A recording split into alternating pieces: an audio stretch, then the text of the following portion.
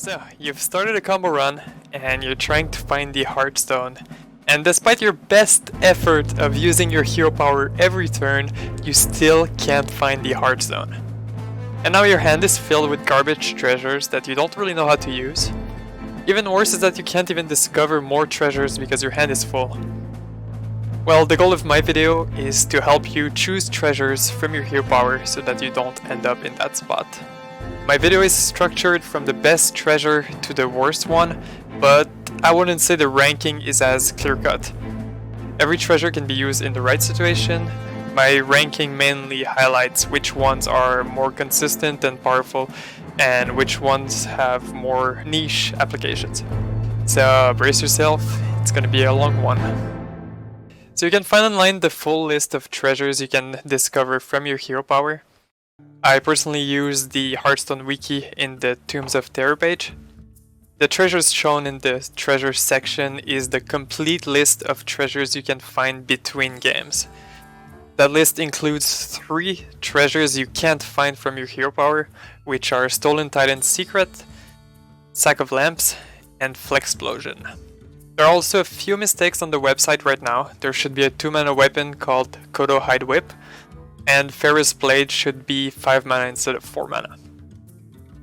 Before I go over all the treasures, I just want to do a quick refresher on some keywords you'll see on the treasures. So Twin Spell is a keyword for spells. It mostly means you have 2 copies of a spell in a single card. You cast the spell with Twin Spell on it, and then you get another copy without Twin Spell on it. Then you have Reborn. When a minion with Reborn dies, it gets resurrected with 1 life remaining. And finally, the 2 last ones are pretty standard, but I might as well explain them while I'm at it. So a Rush minion can attack straight away but cannot go face this turn, and the minion with Poisonous kills any minion damaged by it.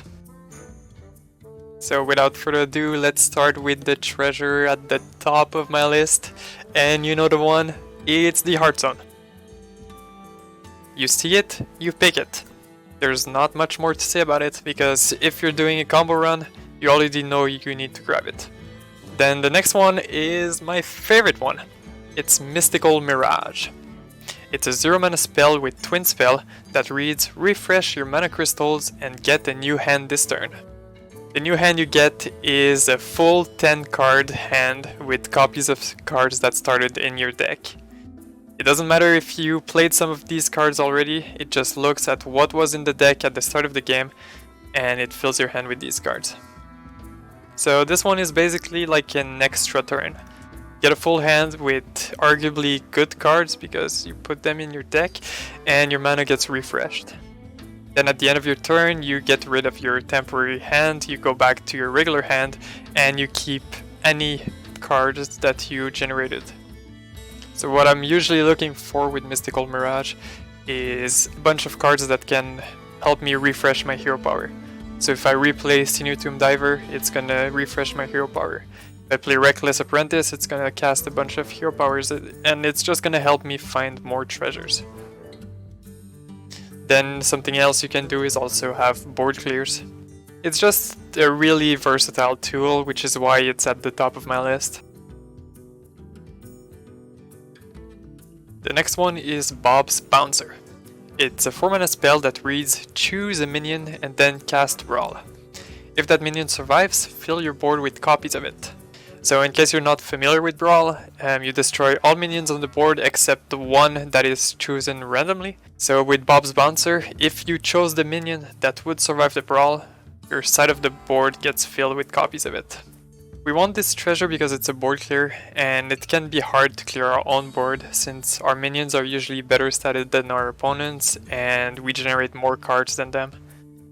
So you can use this treasure to cast Brawl on the board and remove almost everything.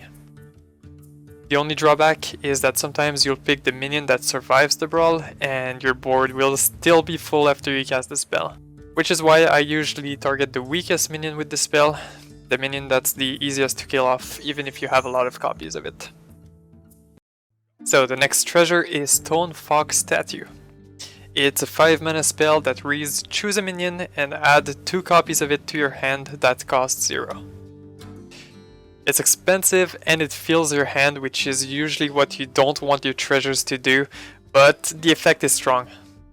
You can choose Senior Tomb Diver with this spell and get 2 0 mana copies to your hand. Then when you replay Senior Tomb Diver, it refreshes your hero power so you can use it multiple times in the same turn, and therefore get a few more chances at finding the Hearthstone. But since this treasure is expensive, I suggest you skip it if you already have a few copies of it in your hand, or if you don't have good targets. The next one is Runaway Gyrocopter. It's a 5 mana 5/1 mech with rush and death rattle, deal 5 damage to all enemy minions, then shuffle this into your deck. The main use of this treasure is to prevent dying from fatigue, because it always shuffles itself back into the deck. If you find a way to give this treasure to the opponent, like with Silas or King Togwaggle, you can also allow them to survive fatigue. The treasure also has an added benefit of clearing your opponent's board or your own board depending which player has it. The main drawback of this treasure is that it's expensive, and if it's your way of surviving fatigue, you probably must replay it multiple times during the game. So let's say you play it each turn and you also hero power each turn to get a treasure, that's already 7 mana gone, and now you have to spend the rest of the mana to get rid of other cards from your hand. One way to mitigate this is to add even more copies of Runaway Gyrocopter to your deck by getting more copies with maybe Ancient Reflection or Stonefox Statue, so then you can overdraw some copies of Runaway Gyrocopter since you only need one of them to survive fatigue. The next treasure is Map of Uldum. It's a 0 mana spell that reads discover a card and gain a mana crystal for each boss you've defeated this run. It gives you full mana crystals, so you can use them this turn, but it's also long-term mana crystals, which means if you cast it early, you just have more mana for the next turns. So the flexibility of the treasure is excellent. You can use it as early ramp or just get more mana during a turn to play more stuff. The drawback is the part where you discover a card for each boss you've defeated this run. To minimize the number of cards you discover from that treasure, you try to cast it with a full hand. And also from your discover options, you try to pick stuff that you can get rid of easily. The next one is Kodo Hide Whip. It's a 2 mana weapon, and that's all you need to know. The treasure is great because you can just spend 2 mana to play it, and it doesn't put anything on the board or in your hand. You just get rid of this treasure for 2 mana. 2 mana, do nothing is fantastic in terms of treasures, because I remind you that the goal is often to make some room in your hand to discover more treasures. Similarly, the next treasure is Phaoris Blade. It's a 5 mana weapon, it's a lot more expensive, but it's still pretty good to do 5 mana, do nothing. The next one is Tracking Device. It's a 1 mana spell that reads draw a 2, 3, 4 and 5 cost card from your deck. There comes a point in your combo run where your entire deck is 0 mana, so if you cast this card, it's a 1 mana spell that does nothing, which is one of the best treasures. The drawback is obviously when you have cards to draw from this spell, because then you cast it and it fills up your hand. So this one is not an auto pick, you basically need to know what's in your deck. And the next one is a bit similar in a way. It's Advanced Targeting Monocle. A 5 mana spell that reads cast a copy of all spells in your deck, targets chosen randomly. When I do combo runs, usually the only spells in my deck are the 3 secrets that I use for Senior Tomb Diver. So when I cast Advanced Targeting Monocle, it doesn't cast any other spell from my deck. So in that scenario, it's a 5 mana do nothing, it's a Phaoris Blade, it's great. But before picking this one, you should know what spells are in your deck and if they can backfire. For example, if you have Myra's Unstable Element and a bunch of sprints in your deck, I don't know, probably don't choose this treasure. The next one is Crusty the Crustacean. Crusty, as a singular unit, is a 1 mana 3/4 beast. But it has Battle Cry, destroy a minion, gain double its attack and health. It can destroy any minion, friendly or enemy, so it can usually almost be a 1 mana do nothing. What I mean by that is that you can just destroy one of your own minions and it just gets replaced by this one. It's just that this one is gonna have a lot more stats, so it's gonna be harder to kill off. The biggest downside that I must highlight is when you're playing against bosses that attack with their face. because the AI is pretty dumb and sometimes they will attack minions with their face even if it kills them to do so. Therefore, if you make a big Crusty, there's a risk the opponent will attack into it and die. The next one is Zephrys' Lamp. It's a 0 mana spell that reads Wish for the perfect card. I won't go over the pool of cards that can be discovered from this, because I'm not even sure where to find that resource. Just know the cards it offers you are influenced by the amount of mana you have, the amount of mana you'll have next turn, the board state, the health of the opponent, your health. So for example, let's say your opponent has 6 health, you have 8 mana, it might offer Gorehowl, Fireball, and any demon. If you have 0 mana remaining and it's on turn 2, you're gonna have 3 mana next turn, it might offer Wild Growth or Animal Companion.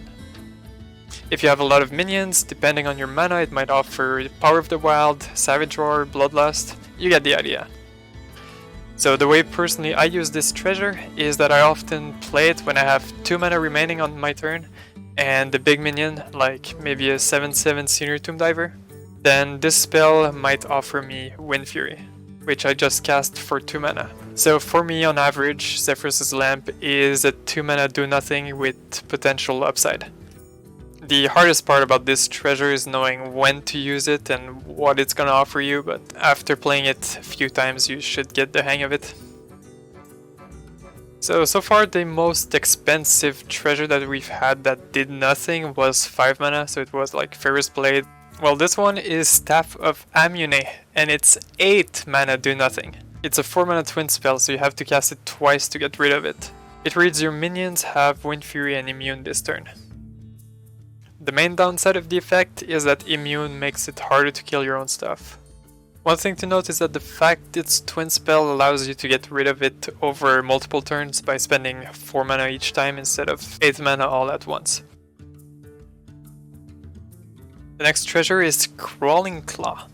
It's a 3 mana 2/4 with Rush, Reborn, and Death Rattle steal a card from your opponent's hand. So if the opponent has a big enough minion, you can kill off the Claw and even the Reborn Claw on the same turn. The drawback is that you steal 2 cards from your opponent's hand, which means you now have 2 extra cards in your hand to get rid of. Which is why you should most of the time sacrifice Crawling Claw when you have a full hand. Then you won't be able to put the stolen cards into your hand and they'll just be discarded instead. But yeah, all in all, it's an awkward treasure to use, but at its best, it's almost a 3 mana do nothing. The next one is another minion. It's Amakir the Light. It's a 3 mana 3/6 that reads after this minion attacks, add 2 random healing spells to your hand. They cost 0. There are many healing spells that put minions on the board or make you draw cards, so you usually don't really want to attack with Amakir and proc its effect, because then you're just gonna have like more stuff on your board that you need to get rid of or more cards in your hand that you need to get rid of. So its main use is in matchups where you take a lot of damage from the boss's hero power or the boss's weapons and stuff.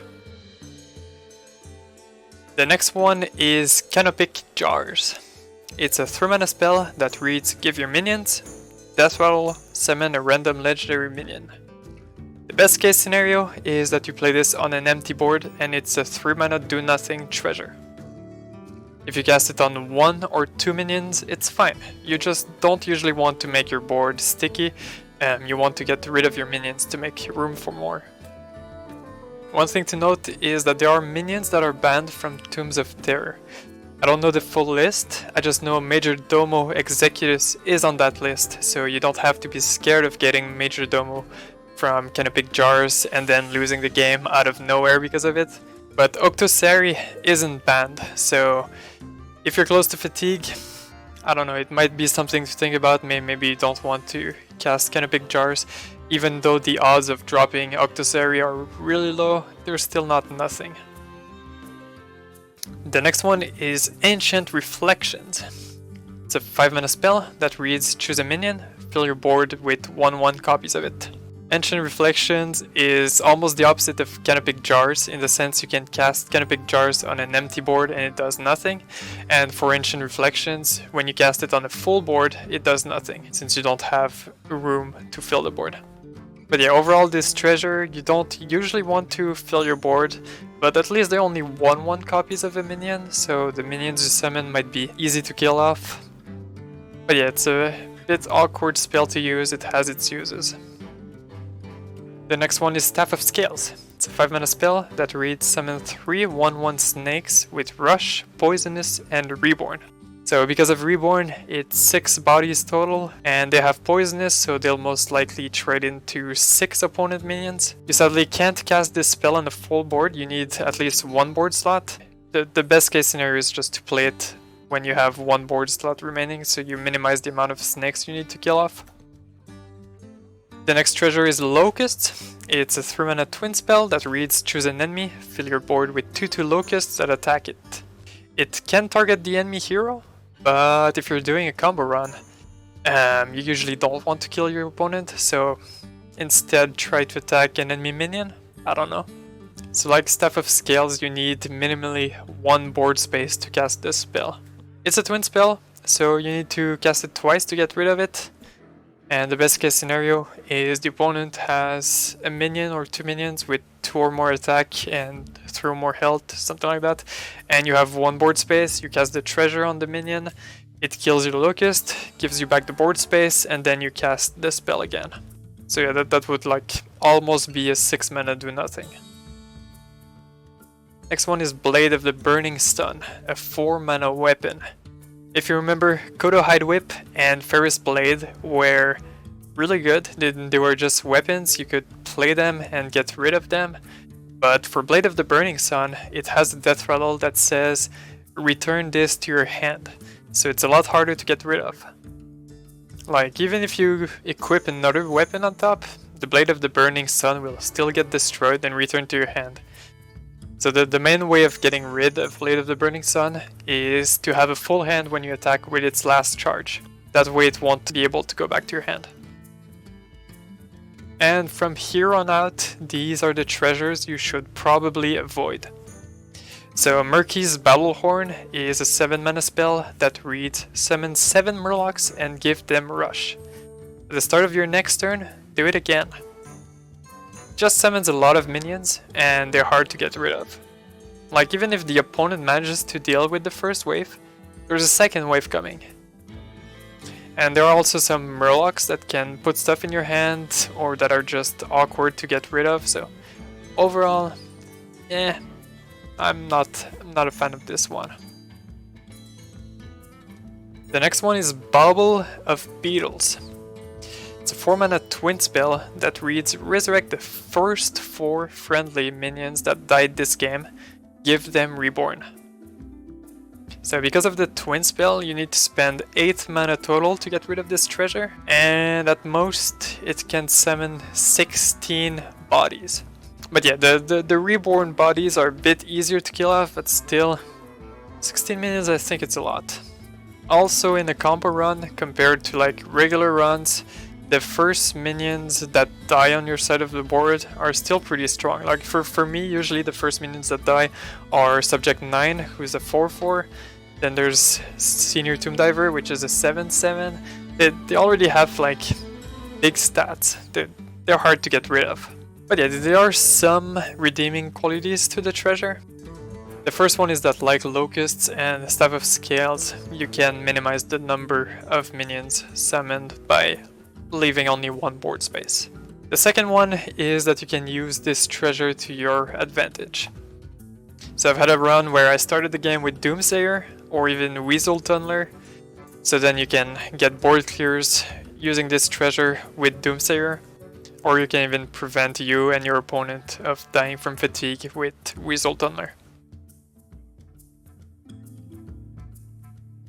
The next treasure is Book of the Dead. It's a 0 mana spell that deals 7 damage to all enemies. So you almost never pick it, because it deals face damage to the opponent, and you want to minimize the damage they take so that they don't accidentally die. The next one is Aegis of Death. It's a 1 mana 0/10 weapon that reads your hero is immune. Each turn lose 1 durability. Death rattle, deal 100 damage to your hero. So once you play it, you're basically on a 5-turn timer. And I say 5 turns instead of 10 because the durability depletes both on your turns and on your opponent's turns. So when the weapon is destroyed in any way, so by the durability going down to 0, or if you replace this weapon with another weapon, well, it usually kills you.